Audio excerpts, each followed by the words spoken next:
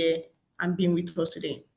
So, Dr. Bamidele Ayemibo is a trade finance expert, lead consultant, and the CEO of TVT Impex Trade Academy. Dr. Bamidele is a distinguished figure known for his expertise in international trade and business development, holding titles as an author, international business coach, and keynote speaker. He is a prominent AFCFTA ambassador, shaping international trade and finance education in Africa. As a lead consultant at TVT Impex Consulting Limited, a renowned trade consulting firm, Dr. Bamidele focuses on enhancing trade knowledge and volume in African countries. He is known as the export doctor.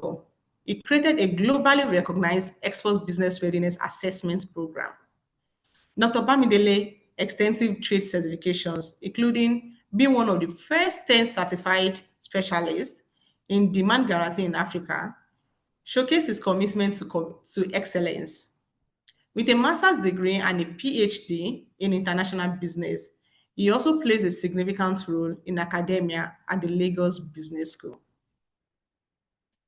Beyond his contributions to trade organizations, Dr. Bamidele hosts an online TV show, writes blogs, and has authored 7 trade books. He is a sought-after speaker and facilitator for international trade and finance. And he does this for most commercial banks in Nigeria, including the Central Bank of Nigeria and others. So thank you so much, Dr. Bamidele. As you can see, Dr. Bamidele is enriched in the export field. Is an hand-on industry expert. He's not just here to teach us theory based on book. He's here to teach us practical skills because he's well knowledge in the field and this is what he does every day. So I would advise every one of us here to get our pen and our notepad to jot because we'll be gaining a lot of valuable insight from Dr. Bamidele. So while I hand over to Dr. Bamidele, please help me welcome him with some virtual rounds of applause to the call. Thank you. Over to you, Dr. Bamidele. I can see the hand All claps. right. Thank you. Good evening, and thank you, doctor. You for having me. How long do I have? Hello? Hi, doctor. How long do I have? You have an hour, sir. An hour. Okay, so yes. This is 3:15. We can have another session. So we need to be done before 4:30. Okay, yes, good fine, evening, everyone. And thank you for joining. I hope this will be an interesting session for everyone on the call.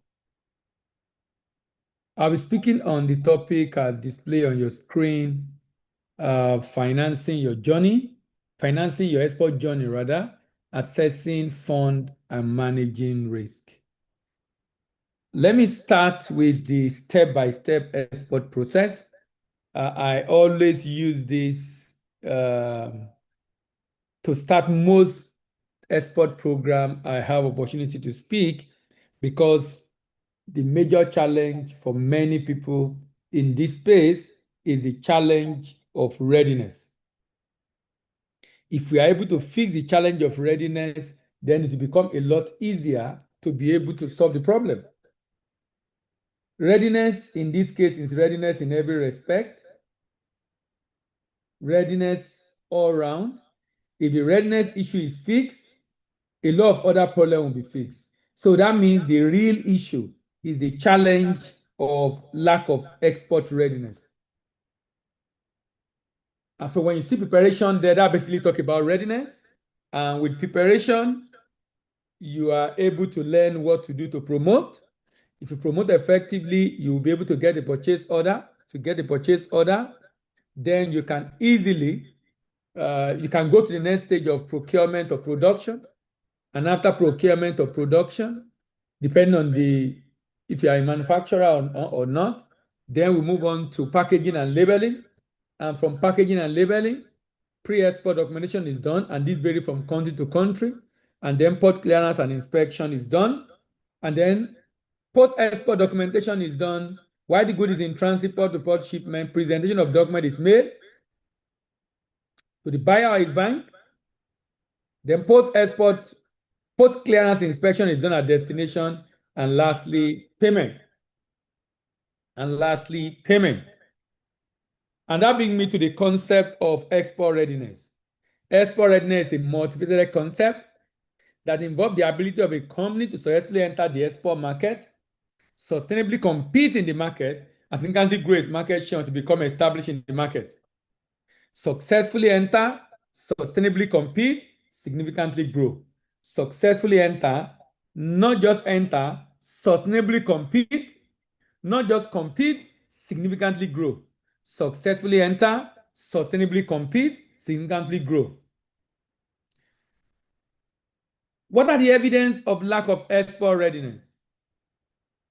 Delay is an evidence of lack of export readiness. Discrepancy is an evidence of lack of export readiness. Demurrage is an evidence of lack of export readiness. Defective goods is an evidence of lack of export readiness. Death of knowledge, ignorance is an evidence of lack of export readiness. Death, losses, and dropout, they are all evidence or evidence of lack of export readiness. There are different facets of readiness. If you fix one and fail to fix the other, it's going to show up eventually. It might not show up immediately, but you might find it showing up sometimes in future. So it's so important to be able to understand this challenge and find a way to fix it.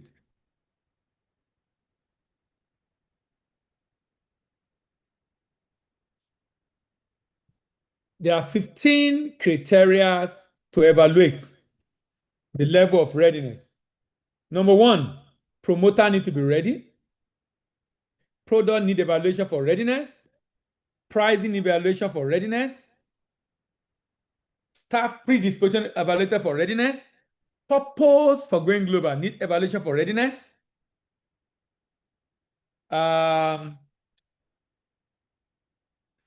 Promotion, capacity promote, need evaluation for readiness. Proficiency, skill, need evaluation for readiness. Production capacity, payment, being able to get paid or source for payment or funding to pay, supplier. Positioning, the people in the export market, evaluation around understanding of the paperwork, the potential, and then the partners and purchasers all need evaluation for readiness. Lack of readiness is one of the biggest challenges in international trade. If you are not ready, a lot of things are going to show up that might hinder the success of the business eventually if the area of readiness is not identified and fixed. And you can easily do a free readiness assessment using this QR code. You can do a free readiness assessment using the free QR code. And when you finish the assessment, you are going to see a report that will categorize you as ready, almost ready, midway to ready, just starting, or preparing to start. Ready and almost ready can start working on export, but midway to ready, just starting and preparing to start should not. Because that means the gap is too wide to be starting. You increase the risk of losses or failure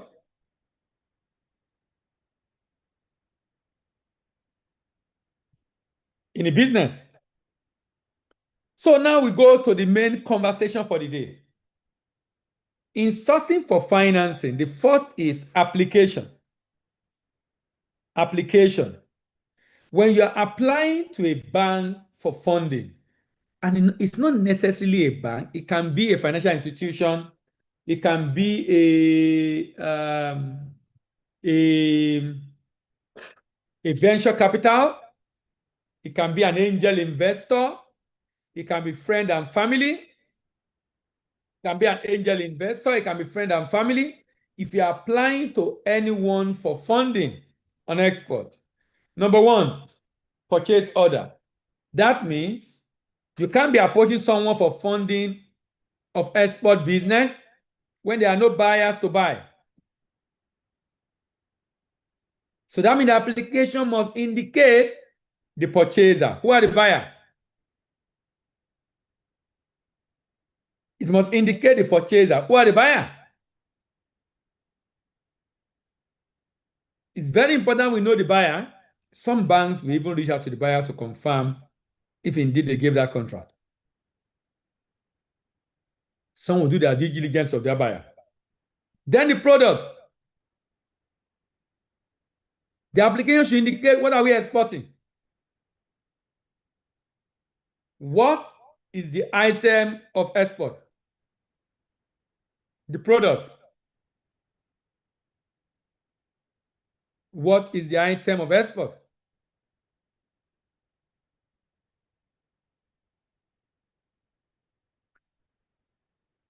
What are the risks, quality specification of the item of export? Number three, pricing. Is the pricing good enough? Okay, session has to be made. The bank needs to know the pricing of the item, the product, the packaging of the product, the pricing, and based on the quantity indicated, pricing let us know how much to raise. The period.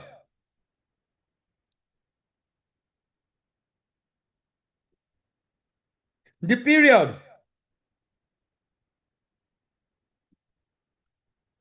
What's the tenure of the facility you want the bank to fund? What's the tenure of the facility that you want the bank to fund?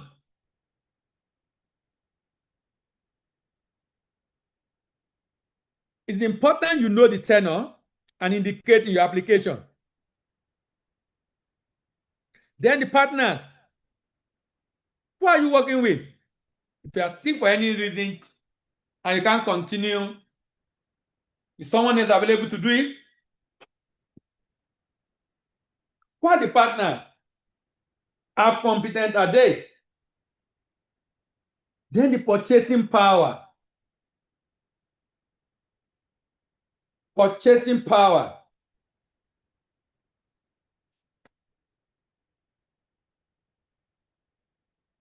Purchasing power. The reason the purchasing power when you are looking for financing is you are expected to have a skin in the game. You are expected to have a skin in the game. A bank will find it difficult to finance you when your money is not in the project. If you want a bank to be interested, then you need purchasing power. You need to provide some equity as part of your contribution to the project. It is called having a skin in the game.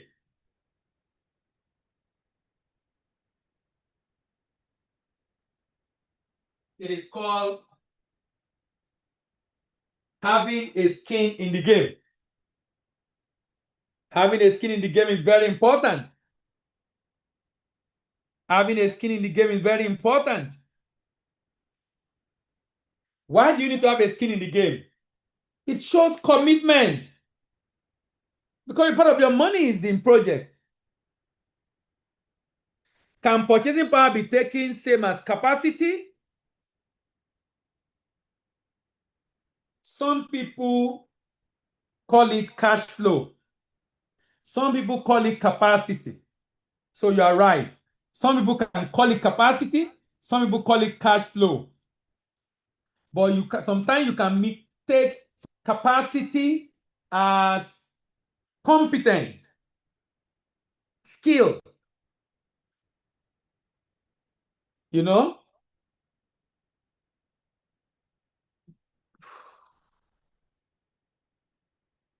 Then payment.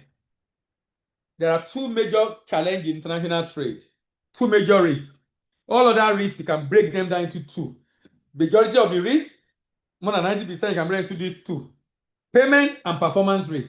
Payment, the risk that the exporter will not be able to ship, or when he ship, he will ship rubbish. Performance risk that the exporter will not be able to ship, and when he ship rubbish. Payment risk that the buyer will be unable to pay. So on the part of the buyer, risk of not getting paid. On the part of the seller, risk of not being able to ship or ship rubbish. So payment. How will payment be made? Are you using a secure payment method like letter of credit, like standby letter of credit, like demand guarantee? So when you are presenting your application to the bank, you must demonstrate to the bank from your application that you know what you are doing. That means there are not too much questions left unanswered because you have a purchase order. You've stated what you want them to finance. You confirm the pricing so they know the amount you require. You know the period so they know the tenure of the facility. You have a partner so they know there is no concentration risk in case you're not available to continue. You have purchase order, that means you're having a skin in the game, and then you have a secure payment method. Now, of course, all payment must go through the bank, but that's not just what I'm saying. I'm talking about even when it goes through the bank, it can be a letter of credit, it can be a bill for collection, it can be an advance payment, it can be an open account. When it's a letter of credit, that means the buyer's bank is giving you guarantee to pay. When it's a bill for collection, that means the buyer bank is not giving you guarantee to pay. When it's open account, that means you send document to the buyer and get paid later. When it's advance payment, you're asking them to pay before you ship. By the way, if you ask them to pay before you ship, someone else is waiting by the corner and willing to ship before you get paid. You see that method called open account, where you ship and later get paid, constitute more than 80% of global trade. You see that method called open account, where you ship and then they pay you later, constitute more than 80% of global trade, because global trade is pretty much done on trust. If you are not able to get a way of mitigating your risk when you do open account, you are going to restrict how much transaction you'll be able to take on. Documentation. International trade is largely a business of documentation. International trade is largely a business of documentation.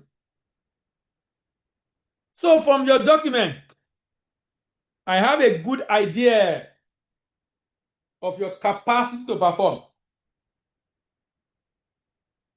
Just from your document. For example, you have a purchase order which gives me evidence of a firm undertaking of a buyer. You have a bill of lading. It's an evidence of your previous shipment, so you are not new. You have an invoice. That's an evidence of how much you got paid on your last shipment. You have an inspection report. That's an evidence of the value. That's an evidence of the value of the quality. Then account statement. Evidence that you have been receiving payment. Is open account not risky on the side of the exporter? Yes, it is. That's why you need a trade finance instrument like guarantee, standby, and letter of credit. You need a guaranteed payment instrument to secure the payment. So it's risky. but you can protect yourself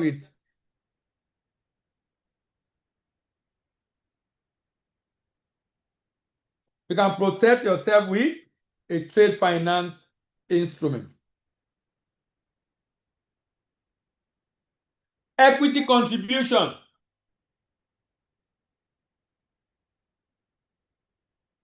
Equity contribution. Look at it. Commitment. The fact that you are able to make part payment available, contribute towards the project. Commitment. Commitment. Commitment.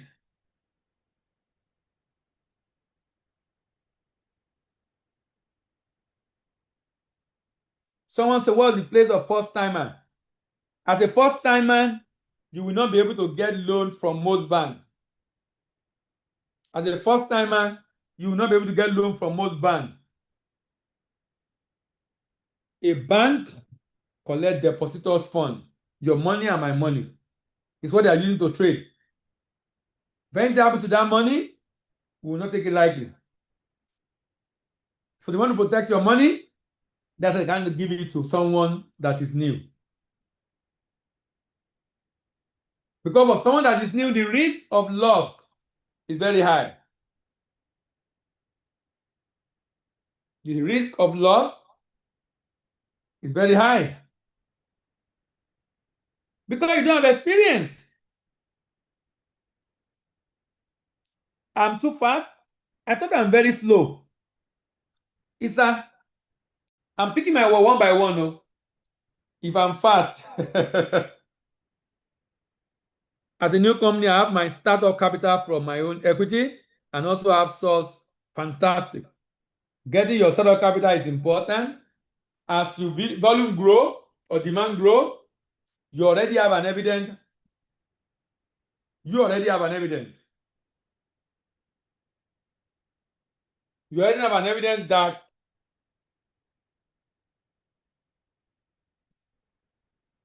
you can deliver. Now we can trust you. Please, the voice.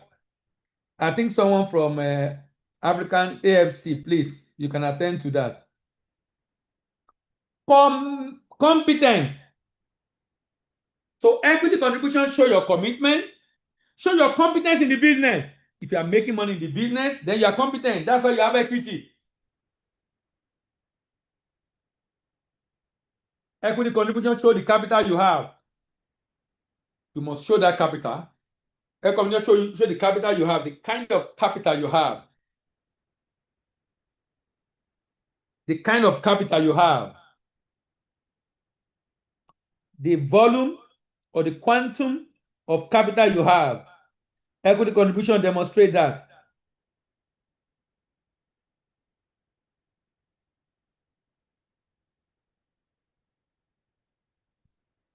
Equity contribution provide, show companion. So for example, if you are able to raise the money, that means you have team working with you that make it possible for you to be able to raise the money. In fact, equity contribution boosts the confidence of the lender in your ability. Boost the confidence of the lender in your ability.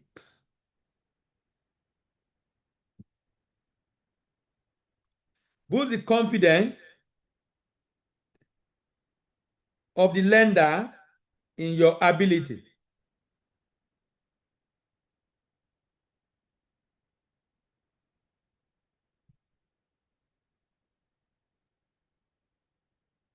Character and capacity. I have a buyer from EU, but my buyer wants me to cater to the operational expense before FOB. Please advise. Operational expense before. Your question is not clear. He wants you to cater for operational expense before FOB. That statement is very unclear. Very, very unclear. So I will appreciate if you can rephrase it. Operational expense before FOB. He wants you to cater for it. You are the one to cater for it. If you are doing an FOB, you have to cater for all the operational expense before the good is loaded on board. So I'm wondering, why don't you want to cater for it? Is there any reason for that? I have experience freight forwarding onboarded too. Okay, that question is not clear. So character and capacity. Character and capacity. Character combine your reputation, your behavior, and brand. Character and capacity.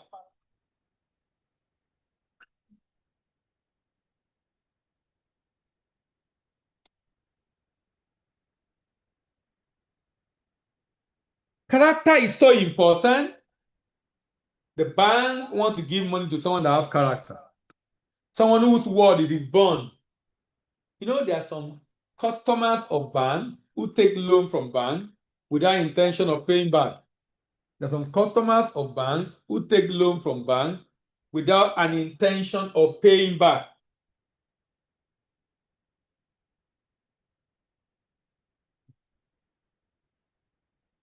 Without an intention of paying back.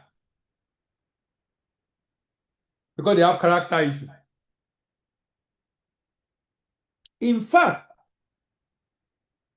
if you don't pay your bill on time, you got a bill from the government to pay a particular tax or maybe water for life,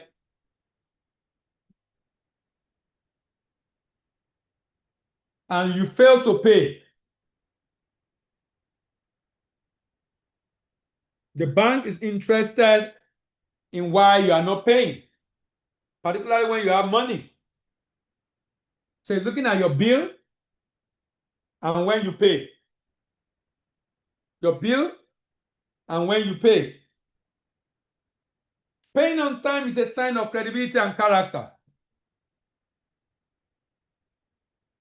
Capacity has to do with the funding you have.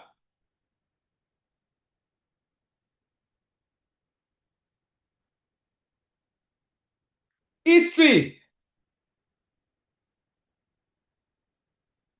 Someone was asking about startup. That's the problem. Because history is important to us.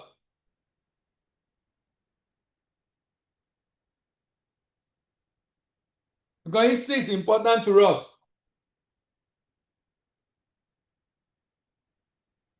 When you are assessing the history of a customer, you don't need to ask the customer.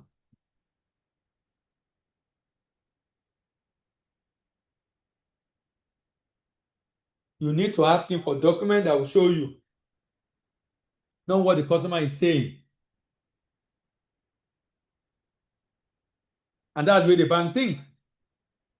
So your document is important. Your document provides evidence of your record keeping ability. If you have good record, then we can trust you. Then we can trust you because you have good record keeping ability. History demonstrates your right to get funding. It shows us your right to get funding. History demonstrates resilience. History demonstrates resilience. Resilience. Resilience.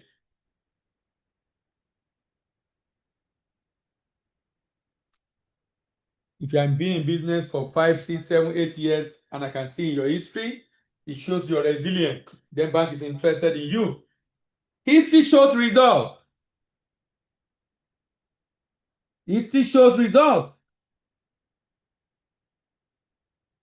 History shows result. History shows result.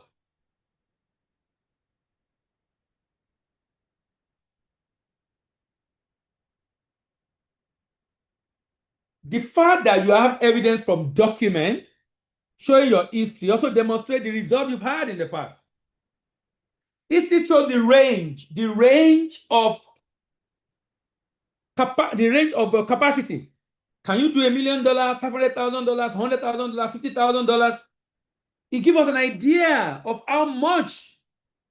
And then the rhythm of your transaction, the rhythm, the uptime, the downtime, when you do large volume, when you do small volume, when you typically start and when you typically end. So history, in fact, the reason why banks don't give loan to startup is because of they don't have history.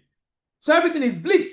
It's like you're going into a dark place, and it can be very dangerous. And remember, the bank is using depositors fund. Because it's using depositors fund, guess what? They won't be interested. Why? That's why I recommend if you are starting export, start with your money. Start with your money. Start with your money. Use your own money to start. And then create history. Even if you start on a small scale, have evidence of your shipment. And then you create history that will make it attractive for the bank to consider you afterwards. You create history that make the bank interested in working with you afterwards. Now,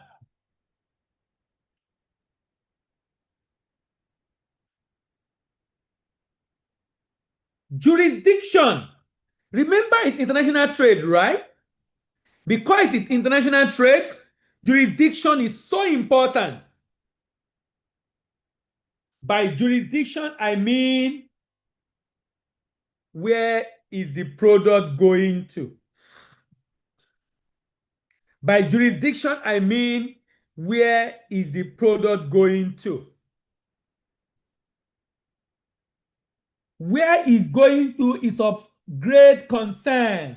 Why? The reason where it's going to is of great concern is because of sovereign risk. And sovereign risk comes in form of political risk, exchange rate risk, economic risk, and transfer risk. They are all called country risk.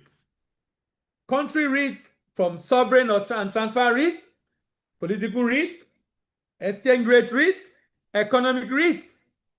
So, for example, whenever you are thinking of exporting and you need a bank to fund, not just when you need a bank to fund, exporting anything, the destination in question, the destination in question, the destination in question, the destination in question, that destination, how safe is it? The destination in question, how safe it is it rather? How safe is the destination? How safe is the destination? Someone is writing in French that the translation is not working. Les traductions ne marchent pas, s'il vous plaît. The translation is not working. I hope AFC, please respond to that person. So, political risk, exchange rate risk, economic risk. So you need to listen to CNN. You need to listen to Al Jazeera. You need to listen to BBC. You need to listen to international news to know what is happening in the country. For example, now let me say something. The fact that there is a political risk in a country is not a reason why you are not shipping there. It will stop you from shipping. The only thing is that if you are shipping to that location, you now have to find a way to mitigate the risk. For example, if I'm shipping to Ukraine right now, and a lot of people are shipping to Ukraine, people are shipping to Gaza, people are shipping to Venezuela, people are shipping to Sudan, despite the war going on there, political risk going on there, Even when Nigeria and some other African country have issue with their exchange rate and the exchange was volatile, people were still shipping there. Why? Because you can mitigate a country risk. How do you do that? You can mitigate a country risk in terms of payment by using a trade finance instrument like a letter of credit, confirmed letter of credit precisely, or counter guarantee and counter standby. Counter standby letter of credit, counter guarantee, and confirmed letter of credit. These are trade finance instruments that can help you mitigate a country risk. These are trade finance instruments that can help you mitigate a country risk. Trade finance instrument to help you mitigate a country risk. Very important. Very, very important. Why is it important? It's important because it helps you to see ship to countries that have challenges without being affected. Someone should please help our French friend. Okay, how can I proceed with a customer from the US who is only comfortable with cash against document for first-time exporter? How do I protect myself against default risk or exchange rate risk? It's not you can protect yourself locally by basically just reaching out to your bank. Your bank can help you mitigate the exchange rate risk. You ask them you want to do forward contract or futures or options. They are called exchange rate hedging of exchange rate. But about the cash against document is a glorified open account. When a buyer asks you they want you to do cash against document, that's a glorified open account. That's a glorified open account. That means you are shipping for them to pay later. The next question I would typically ask is, why don't you want to do letter of credit?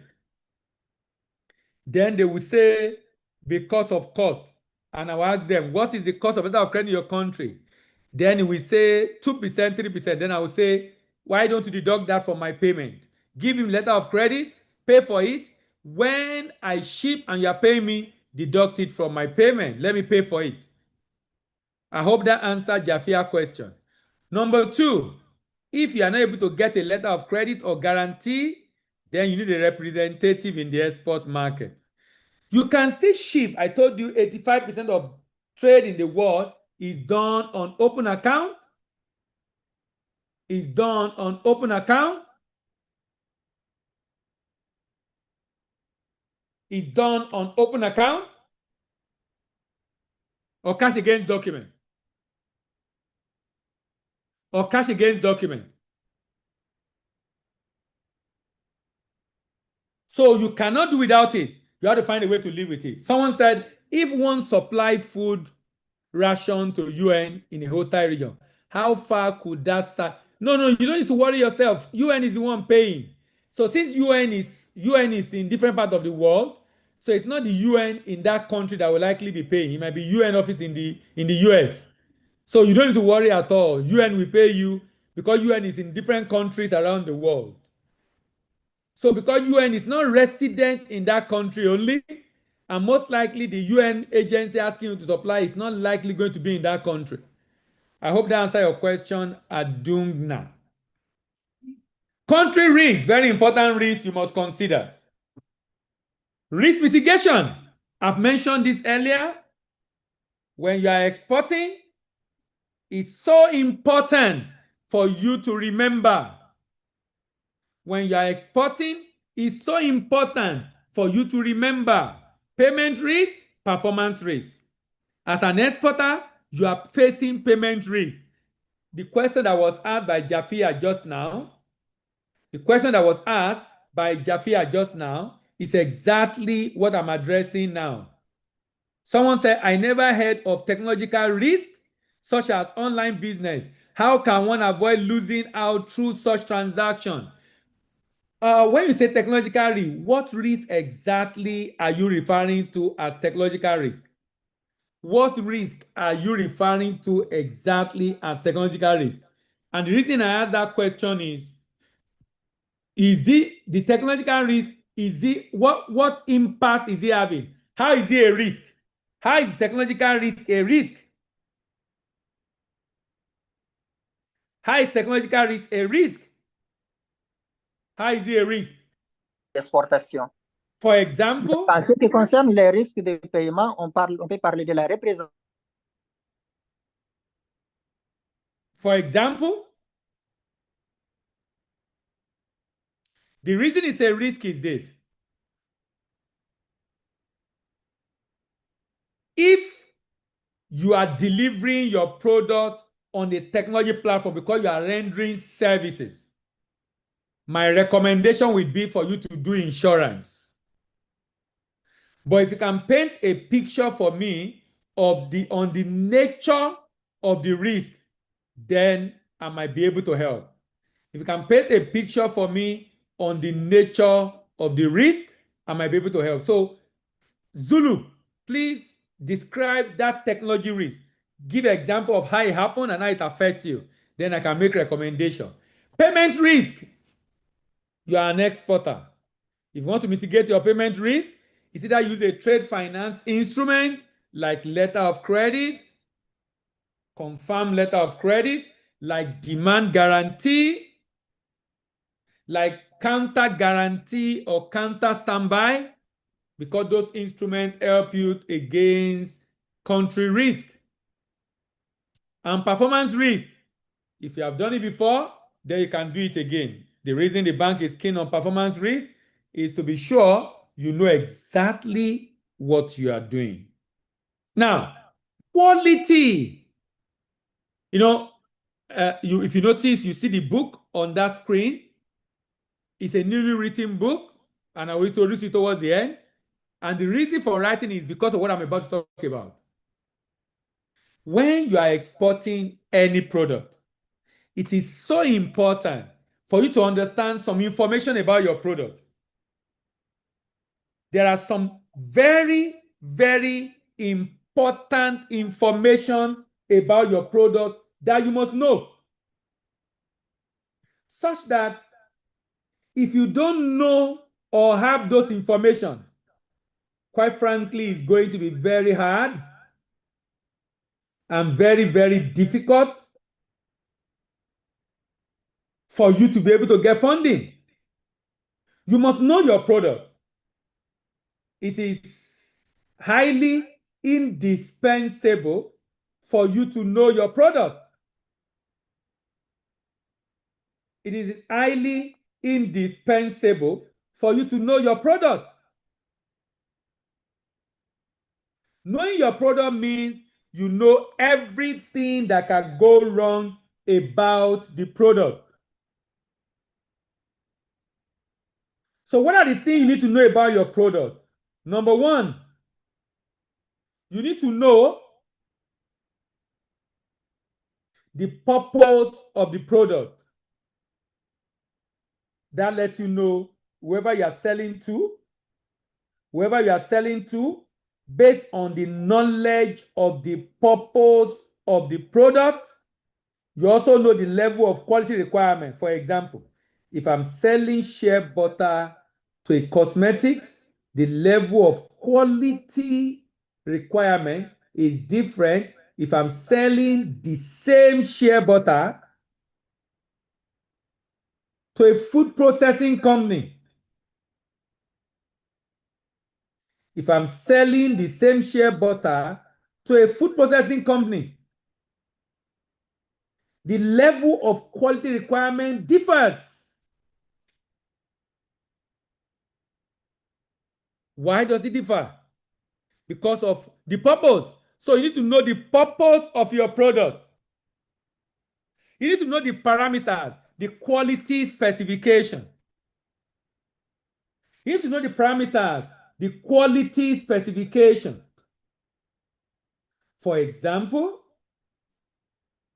if you are exporting, let's say, dry vegetable, you are exporting dry vegetable, you need to know the parameters of quality for dry vegetable. If you don't know the parameters of quality for dry vegetable, then you are likely going to ship bad quality or low grade vegetable because you don't know the parameter of quality. What is quality to the buyer? What is quality to the buyer? What is quality to the buyer? So you must know your product. You need to know the purpose of the product, the parameters of the product. For example, vegetable, if you are exporting dry vegetable, the moisture content must not be below 8%. And those are some of the things addressed in the book. The moisture content must not be below 8%.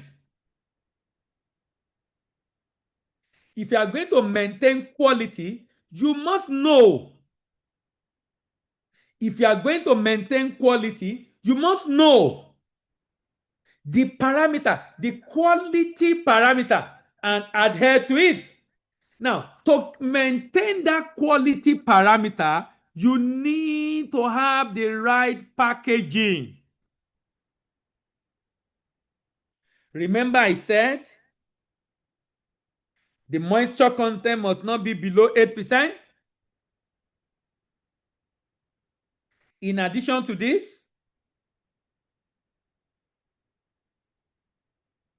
the nutritional value, like the vitamin and antioxidant, must remain intact.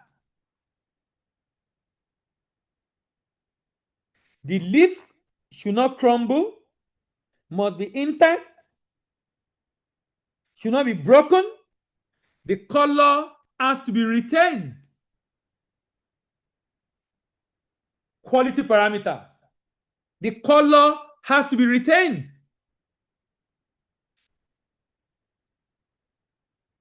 Purity and cleanliness. Now, this is just using as an example. Like I said, this is right in the book because the book basically is focusing on 30 different processed food items. And I think the African change, you really need this. Not because I wrote it, but I feel it's going to help your people, particularly the team, because most of you are into processed agro commodities. And this contains 30 different products. And all of each of the product is treated in this fashion. The preamble, basically talking about the types and the like, the purpose, the parameter, the potential market, the packaging requirement, the paperwork, documentation, the promotion, how to promote and get buyer, the pricing, the cost element, and the process of exporting it, and the pitfall. For the purpose of this conversation, my focus is on parameters, packaging, and pitfalls. Parameters, packaging, and pitfalls. Parameter, packaging, and pitfall. The packaging is so important. The packaging is so important. Why is the packaging important? The packaging is what will keep the product in optimal condition to destination. The packaging is what will keep the product in optimal condition to destination. That means if my packaging is not in order, then I stand the chance to lose money. That means the product might have issues before it gets to destination. That means the product might have issues before it gets to destination. Why? Because my packaging is not in order. Because my packaging is not in order. My packaging should be airtight, should be moisture proof, should be food grade packaging. should be food grade packaging. I will talk about how to get the book to when I'm rounding up. So for every foodstuff being exported, we should take exactly, Jude, it has to go to a lab. You won't do it all the time. Immediately you set up your process. If you are going to be going through that same process, then you should be getting the same result. Before you begin to use that process, you take sample to the lab first. And the result of the lab will validate if the processes they are put in place is good enough. It will show if the processes you have put in place is good enough. And if the process you have put in place is good enough, okay, I'm told I have 10 minutes left. If the process you have put in place is good enough, then you can go ahead. But if it is not good enough, then you can modify.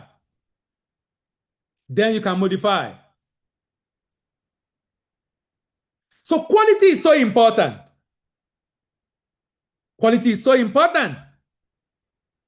So you can look at this vegetable now. The moisture content, color retention, leaf integrity, nutritional value, purity and cleanliness, microbiological safety, aroma and flavor, packaging suitability. These are the quality parameters for dry vegetable. And if these quality parameters is going to be maintained till destination, then the packaging requirement is important. Look at the packaging requirement. Moisture-proof packaging, airtight sealing, food grade, strength and durability, light and UV protection, bulk and retail pack option, pest-proof and tamper-evident decision, protective secondary carton, vacuum sealing, labeling compliance. This is so important. So important. Before I close, let me look at the yardstick. Let me look at the yardstick.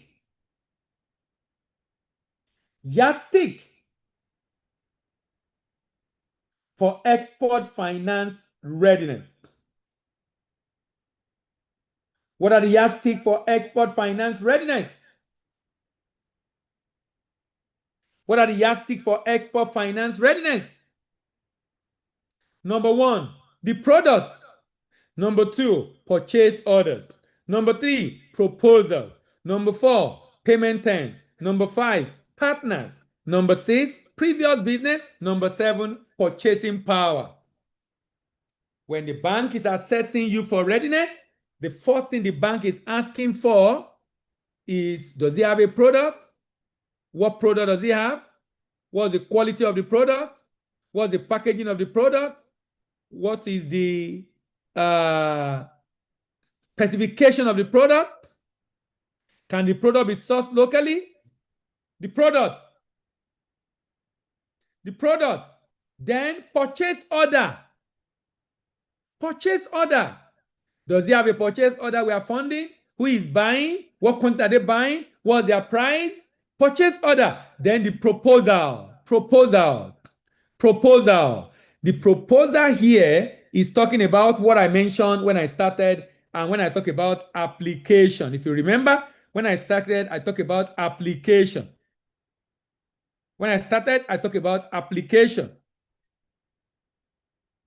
Application.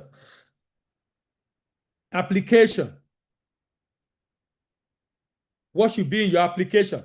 Then the payment terms. The bank is interested in your payment term. Is it letter of credit? Is it confirmed letter of credit? Is it bill for collection? Payment terms. And then partners. They will check your partner. They will check your previous business. That is history. And of course, they are going to ask about your purchasing power.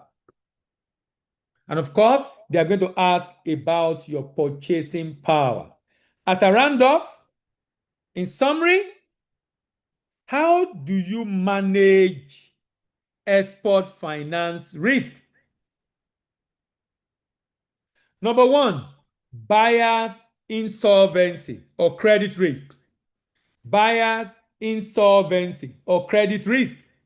Number 2, buyer's acceptance risk. Number 3, buyer's knowledge inadequacy. Number 3, knowledge inadequacy. Number 4, documentation risk. Number 5, political risk. Number 6, economic risk.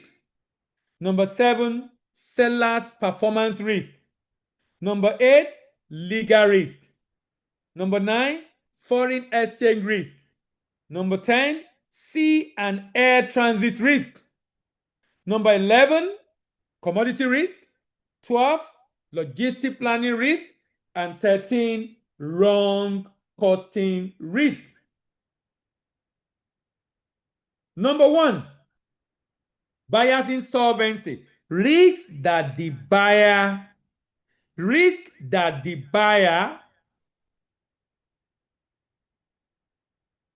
will not be able to pay. How do we mitigate that? A letter of credit, a guarantee. Buyer's acceptance risk. Risk that the buyer will reject the goods. How do we fix that? Pre-shipment inspection. Knowledge inadequacy risk. How do we fix that? Training. The bank will look at your history or you go for training. Documentation risk. Exporter can verify and the bank will look at your history and verify the copies of your document to be sure you understand documentation. Economic and political risk. Another thing the bank will look at. How do you mitigate this? A confirmed letter of credit. That's another bank outside your country, and that bank outside your country is giving you additional undertaking. Seller's performance risk.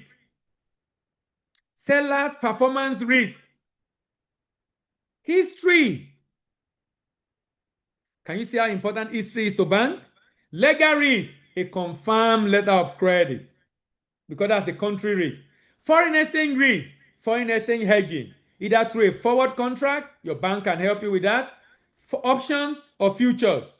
Sea and air transit risk, marine insurance. Commodity risk, the bank will look at inspection or history, exporter's history.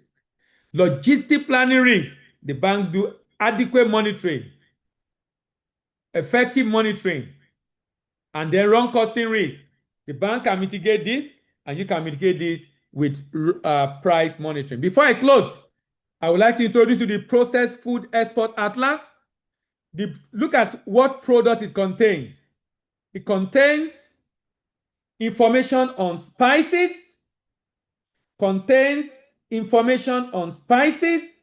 roasted granite, roasted cashew nut. These are the products treated, 30 products.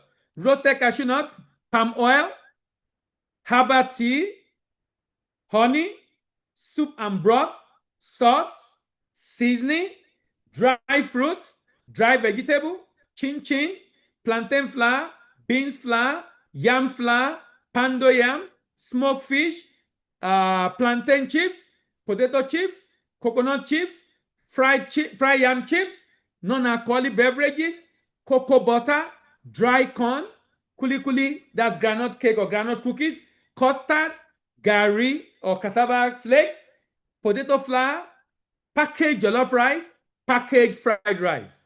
And each of them are treated under 10 subheading, from preamble to their purpose, to the parameters, to the potential, packaging, paperwork, promotion, pricing, processes, and pitfalls. And if you are interested, I will drop the detail that you can use to reach us to be able to get a copy for yourself. Before I close, you can visit our YouTube channel, Voice of African Trade and Global Trade Tutor. We have information there for you every day. By 5 p.m. today, you can join our AFCFTA free webinar series. Today, we are looking at mastering the exportation of lubricant. And this is episode 81.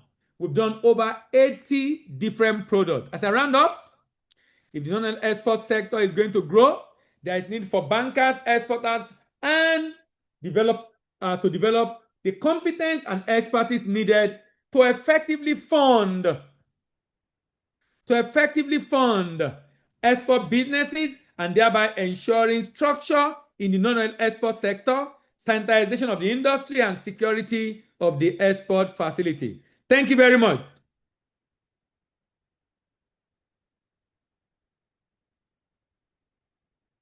Thank you so much, Doctor. Thank you so much. Please, I can see we are clapping. Can we do better? I'm sure we can do better because Doctor has shared with us valuable insights that we could have spent thousands of nairas to get. So please, let's appreciate Doctor. I can see the appreciation is massive. Thank you so much, Dr. Bamidele, for the incredible session. You have shared so much practical skills with us today, and I'm sure everyone on this call is eager to explore further. I'm sure right now, the majority of us have gotten one or two things we are going to use going forward in our business. So with that, we are going to open the floor for questions. If you have anything you want to ask the doctor, please raise your hand, then I would give you the access to unmute and ask a question. I know we have lots of questions, and this is the right time to ask our questions. Please let's indicate as soon as possible. Please, if you have a question, start raising your hand right now so I can give you the floor to ask a question. Also, if you don't know how to raise your hand, you can just drop a message in the chat box, maybe I to indicate or something, so I can unmute you to ask your question from Doctor.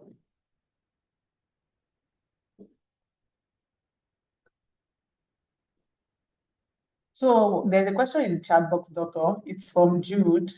He asks that for every foodstuff being exported, we should take it to lab to get all the parameters.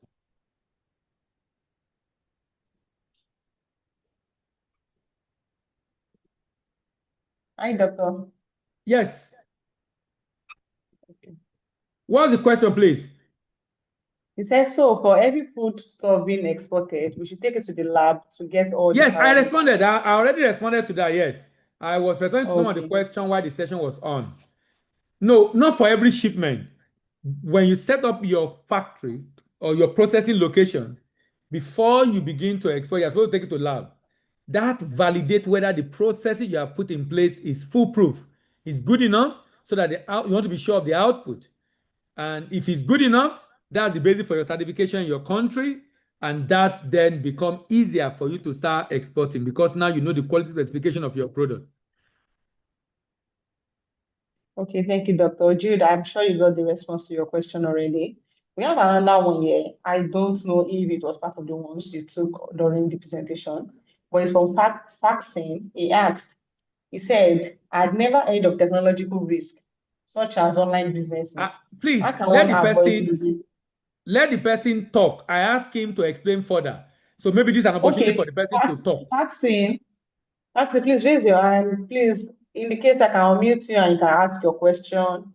And I'm sure also Adugna, he was also going to like ask a question, as well as Jafia.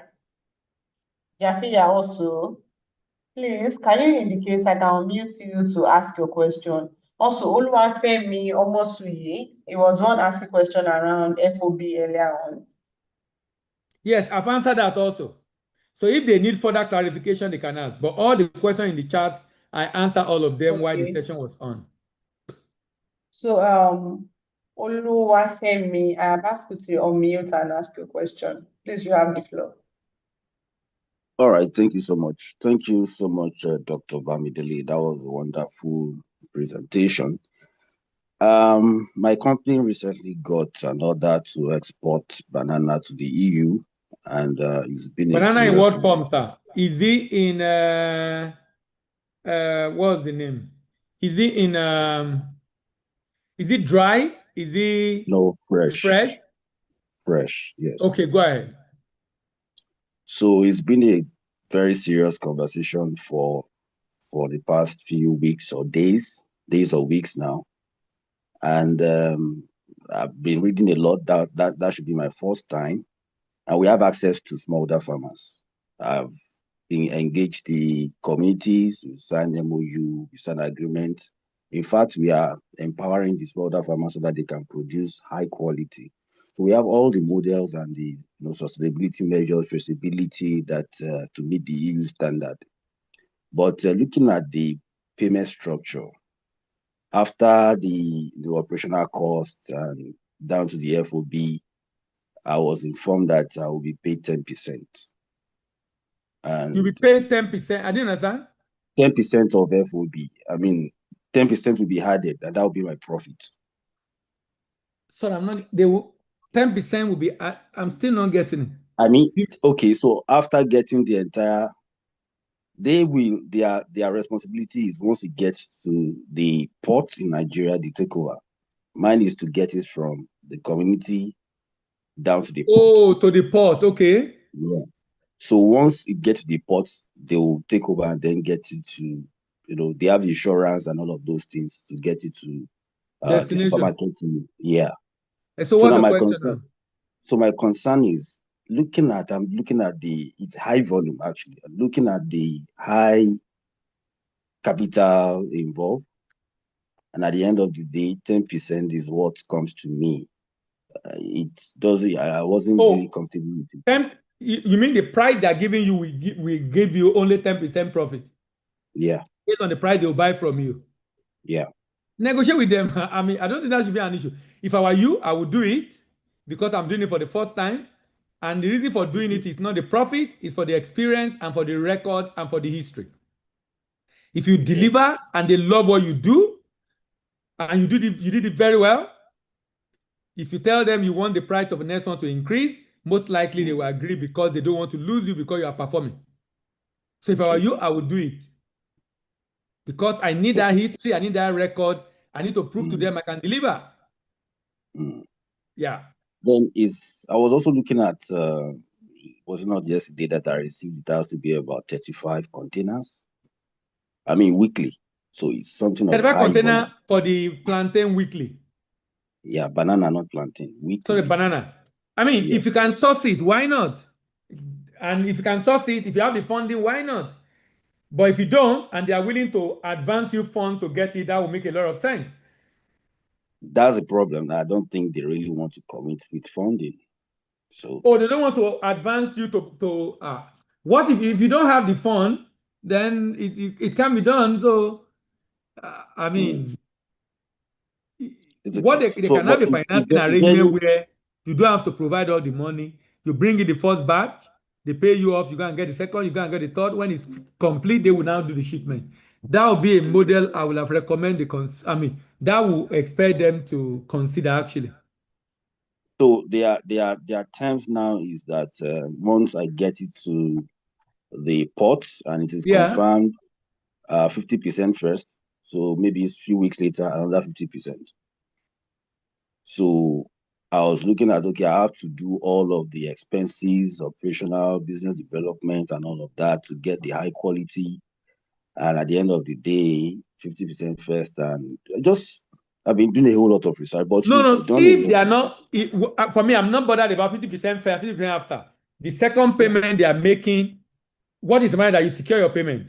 If you are able to raise the money and they said they will pay you 50% first, is it before delivery or after delivery and 50% after? Before. Tell them to give you a guarantee. They can give you a payment guarantee from a bank. Yeah. So you are sure you have secure payment. So I'm not bothered about the way they are paying. I'm concerned about if you can raise the money. Yeah. So raising the money is number one. And though they've agreed on the letter of credit, and once they get to know the entire expenses, probably I think it's less than a percentage, and they are willing to issue that as well. So that means the real issue is now you raising the money. Yeah, exactly. All right. And so far, it's been like the first agreement we signed is for 2 years, and they are looking at the possibilities of extending it, but they don't want to come further. But based on our conversation, I could figure that they really want to see my performance, and I'm also willing to deliver. Getting the banana is not a problem. I have secured and then ensuring the traceability and all of that, which is essential for European markets. So all of those things have been secured, but the funding is now the issue. So I don't know if there is something, is a way we can have a private talk on this. And no, for funding, for you to be able to get funding, you must demonstrate you've done this before. Anybody that are funding you, if you have not done it before, then my recommendation would be for you to scale it down to be able to do the few shipment based on your capacity. With that credibility and history, then you might be able to secure funding subsequently.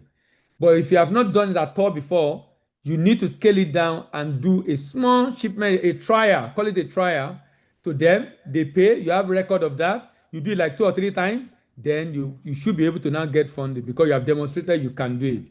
But if you don't do that, then sincerely getting funding will be very tough, very, very tough. I agree with you. Thank you so much, Doctor. All right, thank you. Someone said, how can upcoming exporter manage this long process and cost implication involved? Upcoming exporter, if it's cost, sincerely, I mean, you are in a group, I assume you can actually work together as a group to be able to ship. Because, like I said, unless the organization is assisting you to link you up with people that can fund or give grant, you definitely have to raise that money. The process is not a challenge. The reason for this seminar, another one you have had, is to be able to understand the process. So if you still don't understand the process, talk to the organizer. They can arrange a session for you on process so you can understand the process.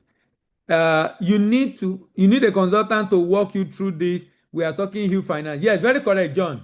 Very, very correct. But you can use their LC to raise.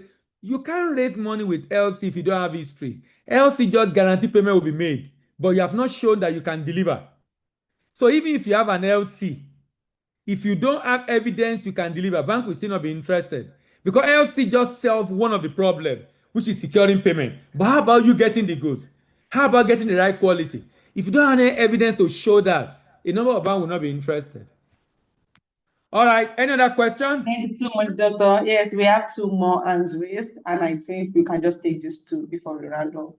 So we All have right. Jude Ayingo. He was one of the persons you asked to speak.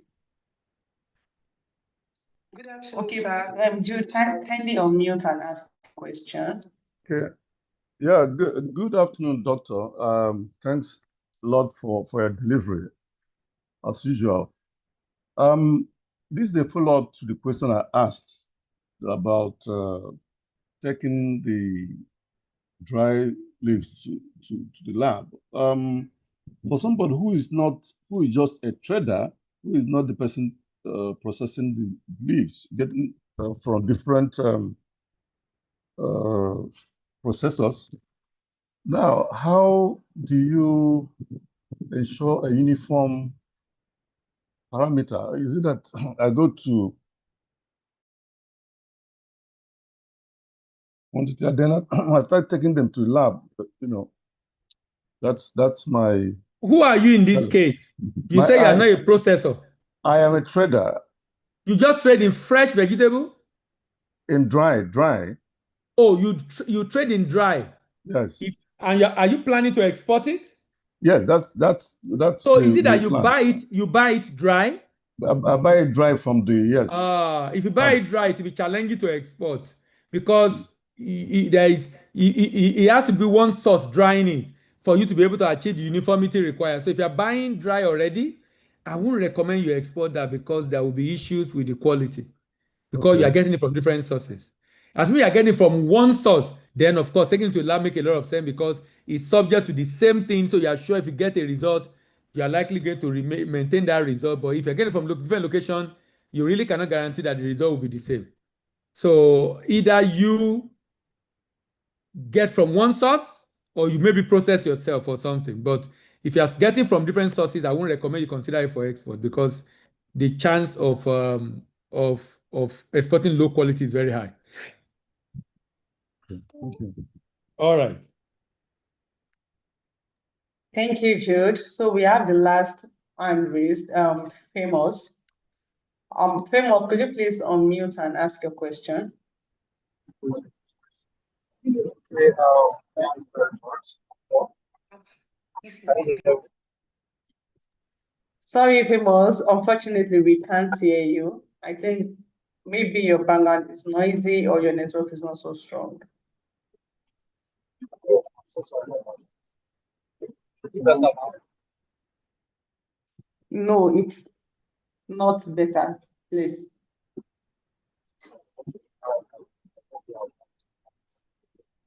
You have to speak up. We can't hear you at all. Please speak up. Okay. Can you hear me now? Okay, I think it's manageable. Doctor, please confirm if you can hear him. Can you hear me, doctor? Please go ahead. Yes, maybe you have to connection. I just asked to ask I can't hear about him. Can anyone hear him?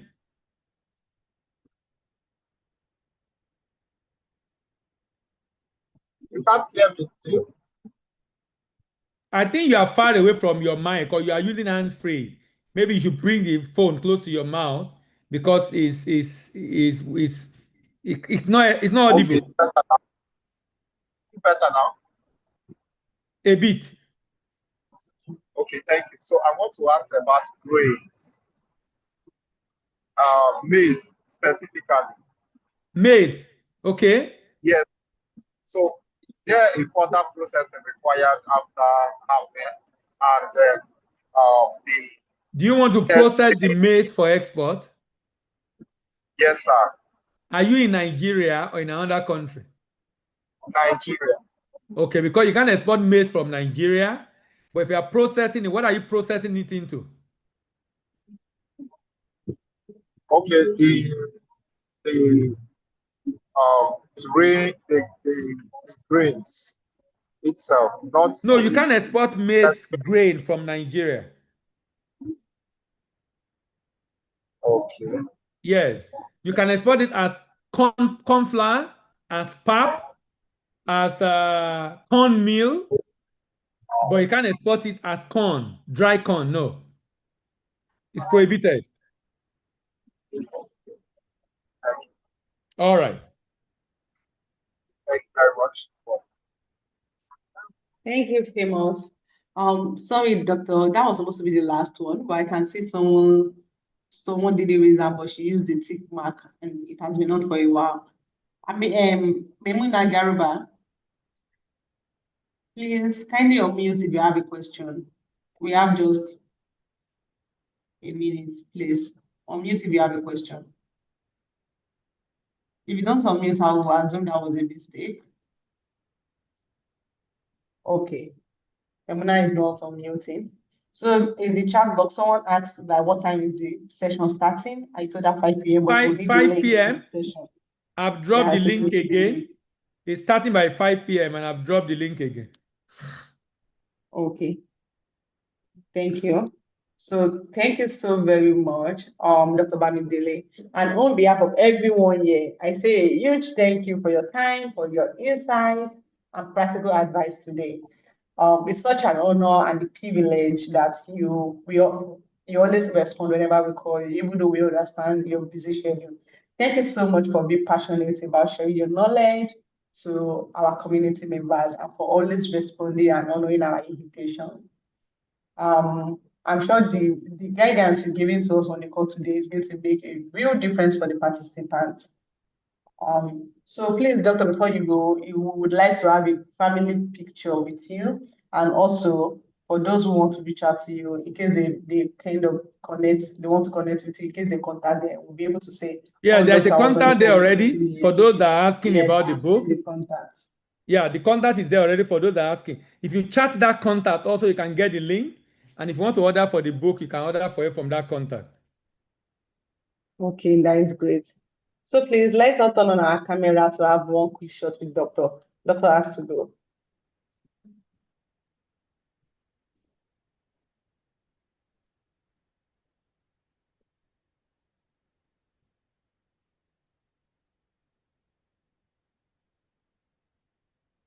I can see we are all looking good.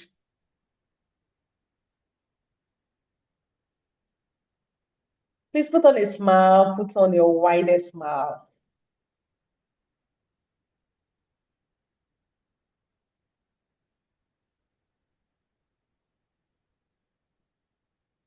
Okay, thank you so very much, Doctor. All the pictures have been captured. We appreciate you. And so some of us that will be joining the session by 5, it's not goodbye, but see you again. We'll be meeting you soon. Thank All you, right, Doctor. bye-bye. Bye.